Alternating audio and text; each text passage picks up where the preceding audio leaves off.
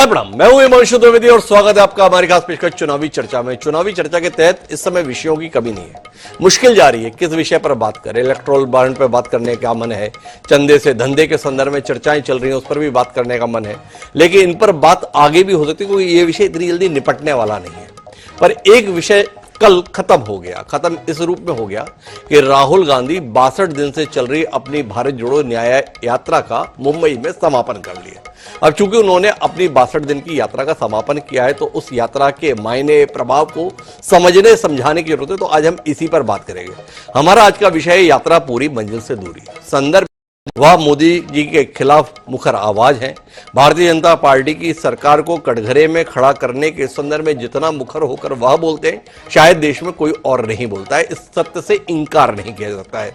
वह कभी संजीदा राजनेता की छवि नहीं बना पाए, लेकिन साल भर पहले जब वह भारत जोड़ो यात्रा के तहत कन्याकुमारी से कश्मीर की यात्रा पर निकले और जिस तपस्या वाले लहजे में उन्होंने उस यात्रा को किया, देश ने उन्हें संजीदगी के साथ लेना शुरू किया।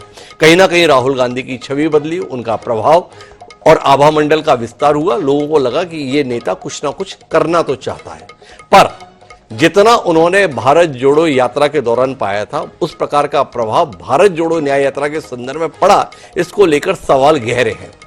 वो यात्रा 140 दिन की थी, उसके अंतर्गत 76 जिले कवर किए गए थे, लेकिन वह पद यात्रा थी। उन्होंने कड़कड़ाती ठंड के बीच में भी जिस तरीके से यात्रा को पूरा किया था, जिस रफ्तार से किया था, जिस जज्बे के साथ किया था, उसे उनके आलोचकों को भी सराहना तो पड़ा ही था। लेकिन भारत जोड़ो न्याय यात्रा की टाइमिंग से लेकर उसके समापन तक जिस प्रकार के घटनाक्रम रहे, राहुल गांधी देश को जोड़ने का दावा कर रहे थे, लेकिन इस यात्रा के दौरान उनकी अपनी पार्टी बिखरती हुई सी दिखाई दी। वह मोदी जी के खिलाफ, भाजपा के खिलाफ, एनडीए के खिलाफ एक मजबूत गठबंधन को विकल्प के तौर पर प्रस्तुत करना चाहते थे, लेकिन वह गठबंधन इस यात्रा के दौरान हर उस राज्य से बिखरता सा हुआ महसूस हुआ जहां से ये यात्रा गुजरी। ममता बनर्जी ने साथ छोड़ दिया, अरविंद केजरीवाल पंजाब में साथ नहीं देने को तैयार हुए, और सबसे महत्वपूर्ण बात, विपक्षी एकता की धुरी बनने का दावा कर रहे नीतीश कुमार खुद एनडीए के और भाजपा के साथ हो लिए। तो इन सारे पहलुओं के बीच में महत्वपूर्ण बात यह है कि कल जब यात्रा का समापन हुआ तो उस यात्रा के मायनों पर आज देश में बहस नहीं हो रही है, बल्कि उस यात्रा के समापन के मौके पर राहुल गांधी के द्वारा दिया गया भाषण चर्चा के केंद्र में आ गया, जिसमें उन्होंने हिंदू धर्म के शक्ति शब्द को लेकर अपने तरीके से विषय प्रस्तुत करने की कोशिश की और उनके मुखर विरोधी और देश के प्रधानमंत्री नरेंद्र मोदी जी ने आज उस शब्द को ही हथियार बनाकर इस्तेमाल कर दिया। नरेंद्र मोदी जी ने शक्ति के संदर्भ में कहा कि हो जाए, 4 तारीख को पता चल जाएगा देश को कौन शक्ति के संदर्भ में साथ है। मेरे लिए इस देश की मां, बहनें, बेटी शक्ति स्वरूपा है और उनकी रक्षा के लिए मैं अपनी जान की बाजी लगा दूंगा, और उस शक्ति की खिलाफत राहुल गांधी कर रहे हैं तो देश फैसला ले ले। अब कुल मिलाकर हमें समझना यही है कि राहुल गांधी अपनी इस यात्रा से क्या पाए, यात्रा के समापन के भाषण से क्या गंवाए। हमारे इस चर्चा का हिस्सा बनने के लिए 3 खास मेहमान मौजूद हैं, उनसे आपका परिचय कराते हैं, लेकिन उससे पहले उन बयानों पर एक दृष्टि डाल लेते हैं जो राहुल गांधी और नरेंद्र मोदी के हमारे विषय के केंद्र में है। हिंदू धर्म में शक्ति शब्द होता है। हम शक्ति से लड़ रहे हैं, एक शक्ति से लड़ रहे हैं।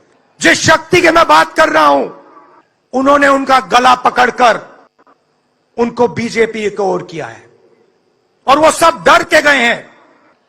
घोषणा पत्र उनका जाहिर हो गया है और इसलिए लड़ाई एक तरफ शक्ति के विनाश के लोग करने वाले लोग हैं, दूसरी तरफ शक्ति की पूजा करने वाले लोग हैं। मुकाबला 4 जून को हो जाएगा। कौन शक्ति का विनाश कर सकता है और कौन शक्ति के आशीर्वाद प्राप्त कर सकता है, इसका मुकाबला 4 जून को हो जाएगा। तो 4 जून को फैसला हो जाएगा। मामला बड़ा दिलचस्प है। इस दिलचस्प मुकाबले के संदर्भ में ही बात करते हैं। हमारे साथ इस बातचीत का हिस्सा बनने के लिए 3 खास मेहमान हैं। हमारे साथ डॉक्टर अजय उपाध्याय उस भारतीय राष्ट्रीय कांग्रेस का प्रतिनिधित्व कर रहे हैं जिस कांग्रेस के महत्वपूर्ण नेता राहुल गांधी पर हमारी बातचीत केंद्रित है। हमारे साथ में डॉक्टर धीरेन्द्र सायल है। पसंदीदा विषय राहुल गांधी और भाजपा एक दूसरे को इतना प्रेम करते हैं कि कभी कोई मौका नहीं छोड़ते, तो वो हमारे साथ है। और इन सबके बीच में तटस्थ राय देने के लिए प्रेम कुमार जी तो हमारे साथ ही हैं। तो डॉक्टर अजय उपाध्याय जी हमारे साथ में। तो अजय जी, आपसे सवाल यही है, बात तो इस पे होनी थी कि राहुल गांधी जी 62 दिन की यात्रा करके क्या पाए और इससे आप किस मंजिल तक पहुंच पाएंगे।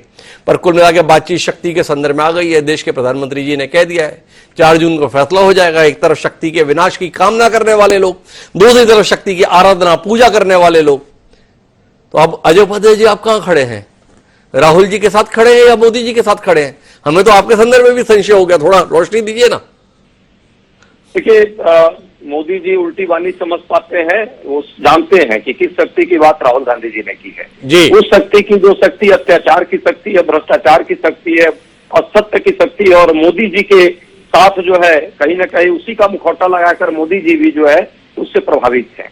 जिस तरह से लगातार जो है भारत की आवाज को, संस्थाओं को, ईडी, सीबीआई, आईटी को, चुनाव आयोग को, यहाँ तक कि मीडिया को, भारत के उद्योग जगत को, सबको दबोच रखा है। वो एक ही शक्ति है, क्रोनी कैपिटलिस्ट, जो अडानी जी के पीछे मोदी जी घूम रहे हैं, अडानी जी के लिए मोदी जी काम कर रहे हैं। उसी शक्ति के बारे में जब जब राहुल गांधी जी बोलते हैं, मोदी जी को बेहद दर्द होता है, बौखला जाते हैं। और झूठ की जो इनकी मशीनें हैं वो लगातार जो है राहुल जी के पीछे छोड़ दी जाती है। उसी शक्ति की वो बात कर रहे हैं जिस शक्ति के लिए बैंकों का हजारों करोड़ रुपया मोदी जी माफ कर देते हैं और हजार। अरे रुको ना, मेरे साथ में आप, ये मोदी जी अडानी जी के साथ में रहते ये आप बता रहे हैं, पर उस मंच पर जहां पर राहुल गांधी भाषण दे रहे थे स्टालिन साहब भी थे, डीएमके के बड़े नेता हैं, मुख्यमंत्री भी हैं तमिलनाडु के। वो लॉटरी किंग ने 500-600 करोड़ उनको भी दिए हैं। ये दस्तावेजों के अंतर्गत आया हुआ है। तो इसके संदर्भ में क्या कहेंगे आप? अगर राहुल जी उस शक्ति के खिलाफ लड़ रहे हैं तो ऐसी शक्तियों के साथ क्यों खड़े, ये भी सवाल जहन में आ जाता है। और सीधे तौर पर जानना तो मुझे इससे महत्वपूर्ण यह है डॉक्टर अजय उपाध्याय आपसे कि 62 दिन की यात्रा के बाद क्या पाए, थोड़ी संख्या का हिसाब लगा पाए कि भारत जोड़ो की मिशन पर निकले थे और कांग्रेस के कितने लोग टुकड़े टुकड़े करके बाहर निकल गए इस दौरान 62 दिन में? क्या आपको नहीं लगता है भाजपा के ट्रैप में फंस गए आप लोग?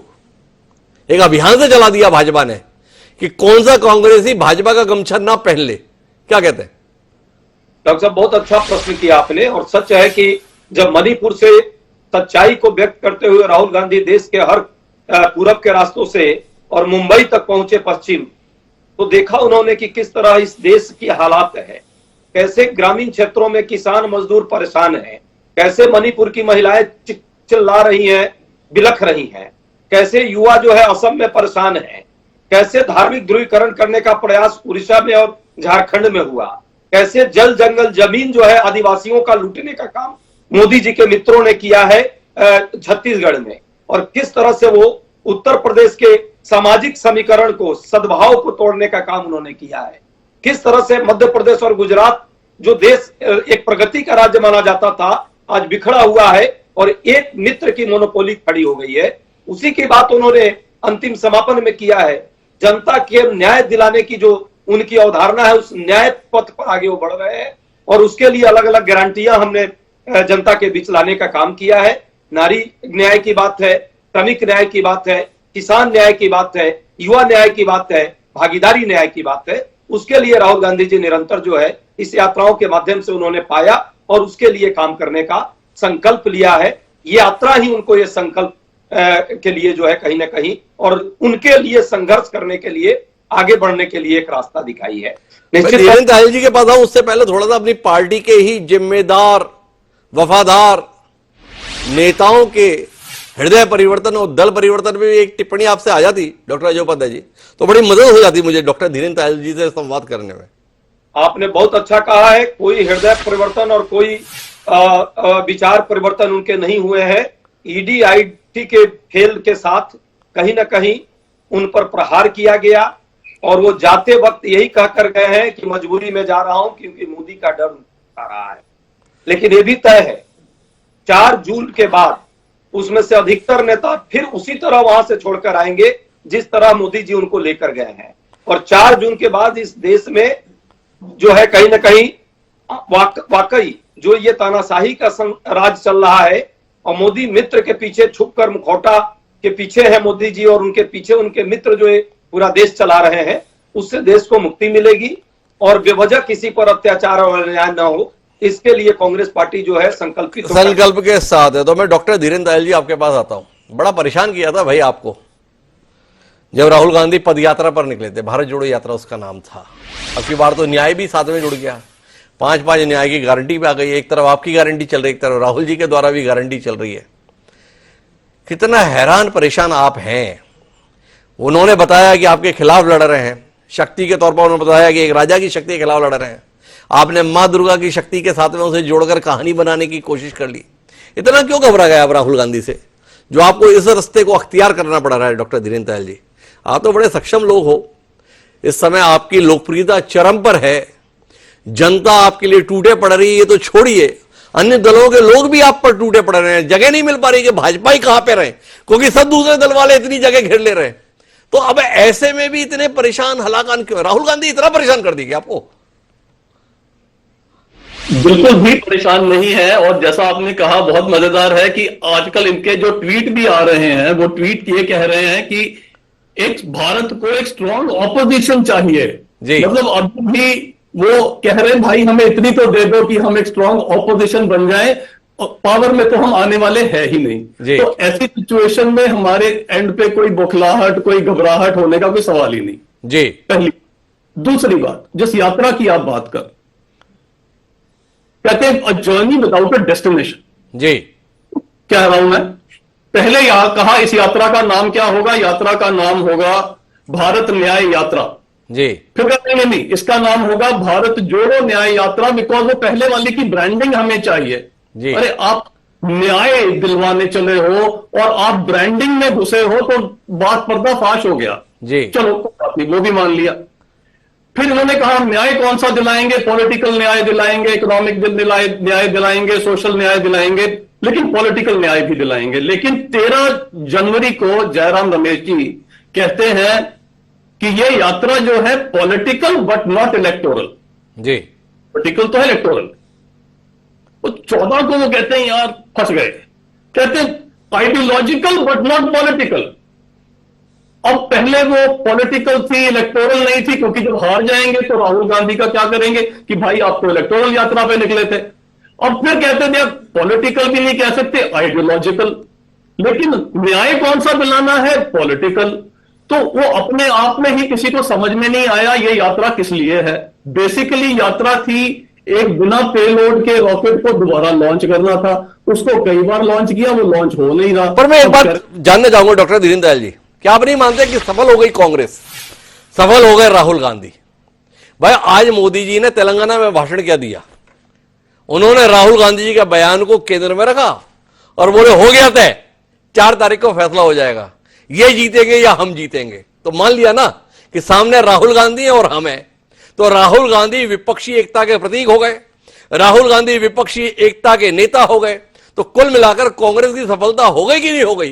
कि इस यात्रा से राहुल गांधी मोदी जी को चुनौती देने के लिए एकमेव नाम, एकमेव शख्सियत के तौर पर तो मान्यता आज कम से कम मोदी जी से तो पाए गए। अब मोदी जी से अगर पा गए तो डॉक्टर धीरेन्द्र दयाल इंकार करेंगे? देखिए, एक चीज जो बहुत इंपॉर्टेंट है वो ये है कि पहले राहुल गांधी जी ने बहुत हास्यप्रद भाषण भी दिए, टिप्पणियां भी की और उनको हंसी ने उड़ा दिया। लेकिन आज जो कहा it was no longer funny. अब जैसे पुराने टाइम में आपको पता है कि राजा महाराजा होते थे तो वो उन्होंने अपने दरबार में कुछ रखूगे रखे होते थे कि भाई मैं कुछ बोल दूं तो संभाल लेना जी। और एक बार राजा ने कह दिया कि मैं शिकार पे निकला, मैंने हिरन देखा, मैंने तीर मारा, वो उसके पैर में से होके कान में से होके निकल गया जी। अब दरबार ने नहीं माना तो रघुबर की तरफ देखा, उसने कहा वो हुआ ये कि वो पैर से कान खुजा रहा था तब मारा तीर जी। बात संभाल ली, लेकिन उसको बहुत माला माल किया। लेकिन अगले दिन वो रिजाइन कर गया। उसने कहा, राजा ने कहा तेरे को तो कल प्राइज दिया था, रिजाइन क्यों कर गया? बोला जी मैं छोटा मोटा रखूगर हूं, छोटी मोटी पाबंदी कर लेता हूं। ऐसे वाला करवाना है तो जयराम रमेश को लाइए या हेगड़े जी को लाइए, इतनी बड़ी मेरे से नहीं संभलेगी जी। और जो हो रहा है वही हो रहा है कि कांग्रेस वाले किसी तरह से। एक बार बताओ धीरेन्द्र दयाल जी, आप हमारे साथ चर्चा कर रहे हो या आप डॉक्टर अजय उपाध्याय को ललकार रहे हो? सीधी सीधी बात बताओ, आप जयराम रमेश जी के संदर्भ में ये सवाल उठा रहे हो या डॉक्टर अजय उपाध्याय के संदर्भ में उठा रहे हो? मतलब चुनौती किसको दे रहे हो आप?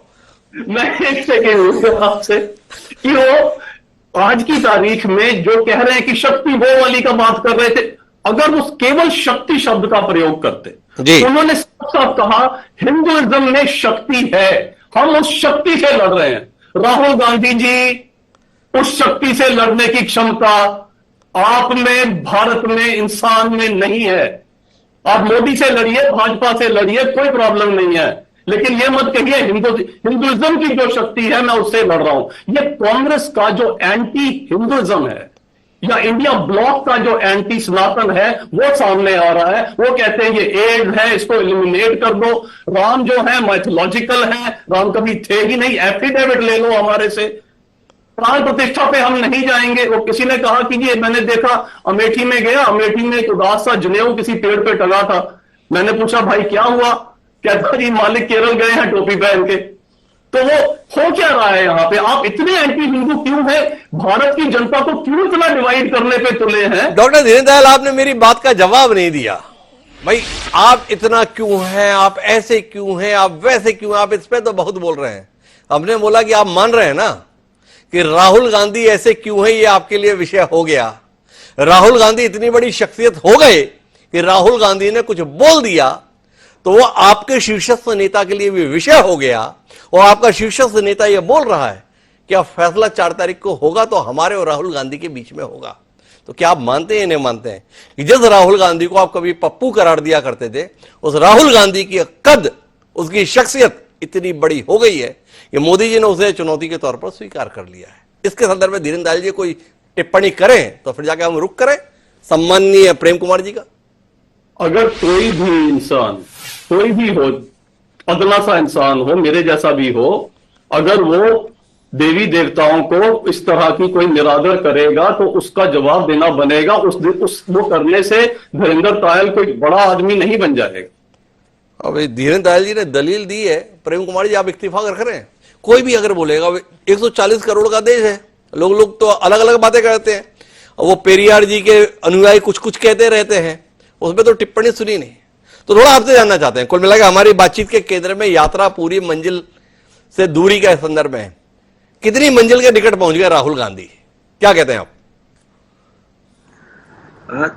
देखिए, बस जो 4 जून से दूरी है उतनी दूर तक पहुंच गए हैं जी।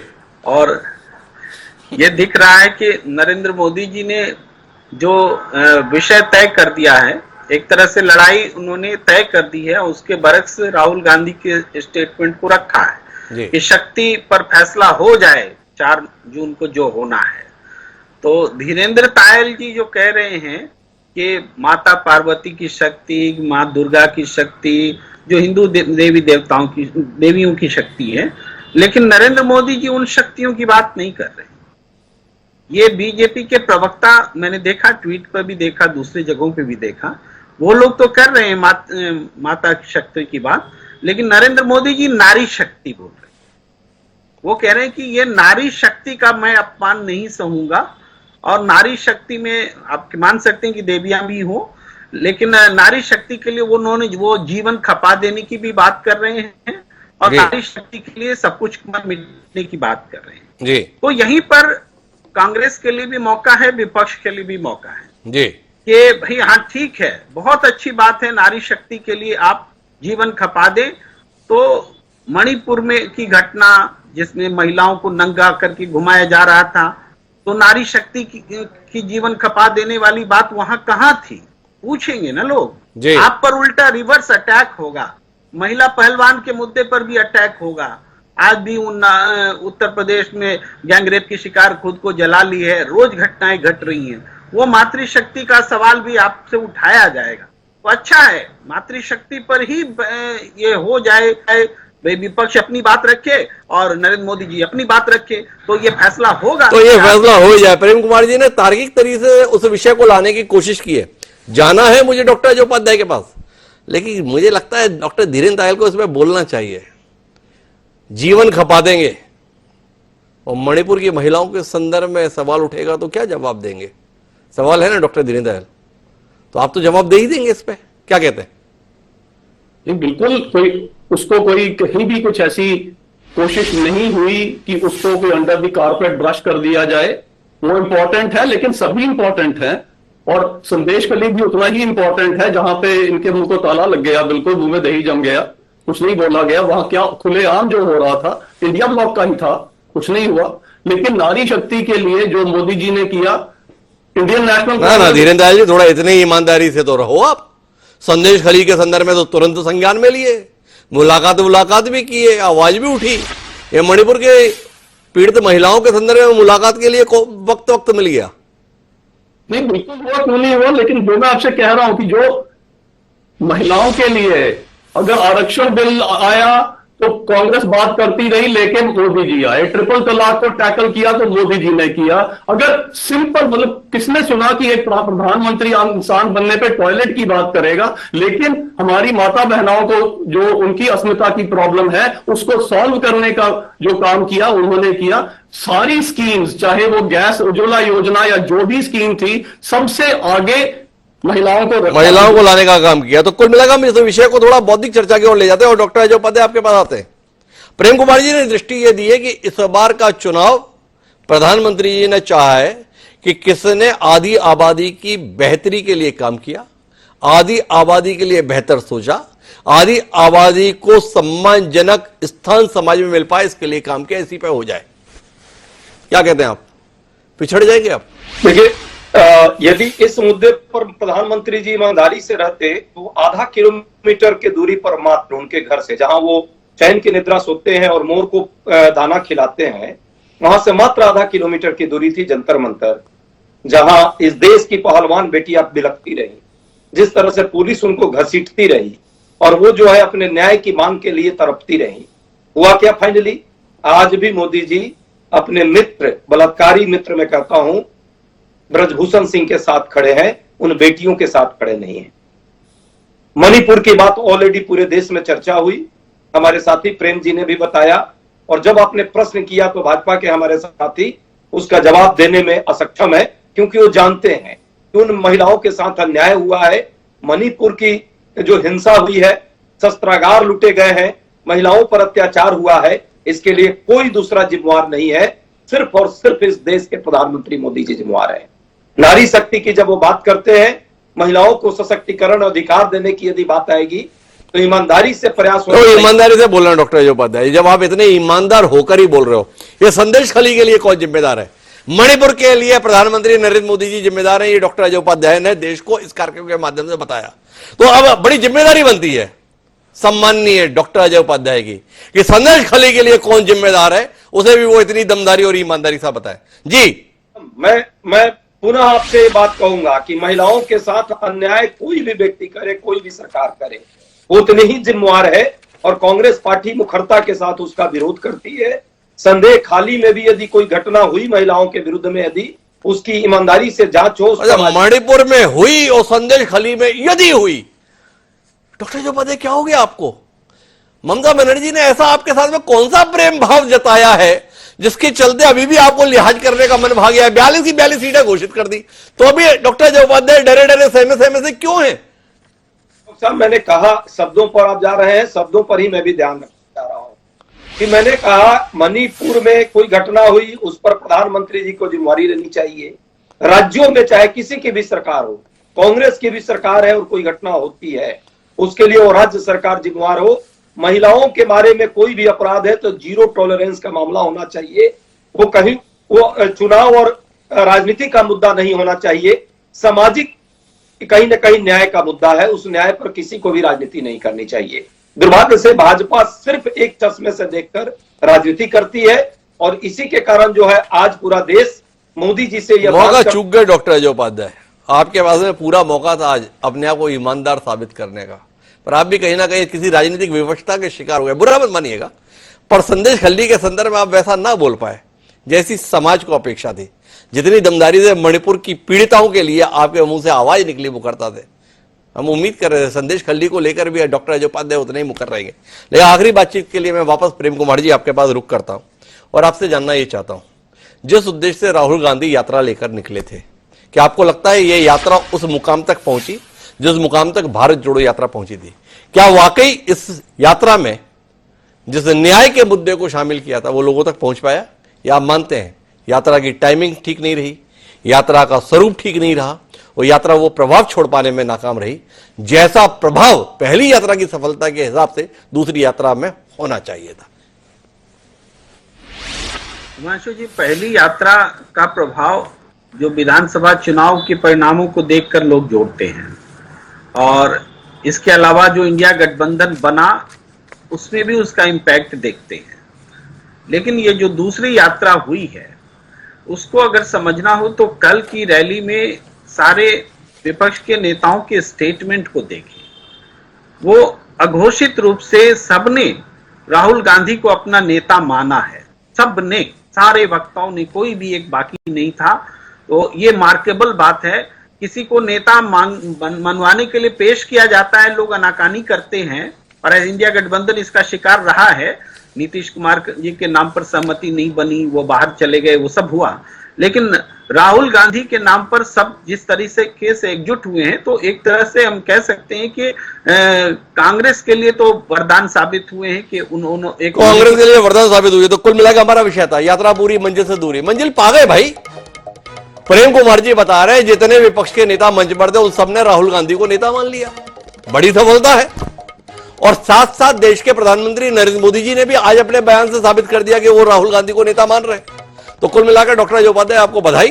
तमाम प्रयासों के बाद आखिरकार राहुल गांधी विपक्ष के नेता के तौर पर स्वीकार हो गए, पर क्या देश के नेता के तौर पर स्वीकार हो पाएंगे, ये सवाल हमारे साथ में डॉक्टर धीरेन्द्र तायल ने प्रस्तुत किया है देश के प्रधानमंत्री जी के साथ आवाज में आवाज मिलाकर। इसका फैसला तो 4 तारीख को ही होगा।